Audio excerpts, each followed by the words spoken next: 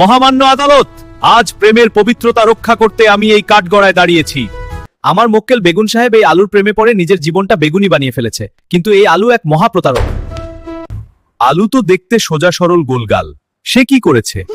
হুজুর, আলুর চরিত্র বলতে কিছু নেই, সে সবার সাথে মিশে যায়। সে আমার মক্কেল বেগুনের সাথেও তরকারিতে থাকে, আবার সুযোগ পেলেই পটল, ফুলকপি, এমনকি মাছ মাংসের সাথেও পরকিয়া করে। তার কোনো লজ্জা নেই হুজুর। হুজুর, আমি ভেবেছিলাম আলু শুধু আমার, কিন্তু কাল রাতে আমি দেখলাম সে চুপি চুপি ডিমের ঝোলে গিয়ে বসে আছে। আমার সাথে বেইমানি করে সে এখন সবার প্রিয় মিক্সড ভেজিটেবল হতে চায়। আমি এর বিচার চাই।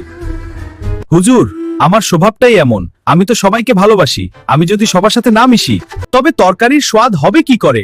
আমি তো পরকিয়া করি না, আমি শুধু জনসেবা করি। চুপ কর বেঈমান, জনসেবা না চাই, একে এখনই সাজা দিন হুজুর। আলুর এই সবার সাথে মেশার অভ্যাস বেগুনের মনে কষ্ট দিয়েছে। আলুকে সাজা হিসেবে আজ থেকে 3 দিন কোনো তরকারিতে দেওয়া হবে না, তাকে একা একা আলু ভর্তা হয়ে থাকতে হবে।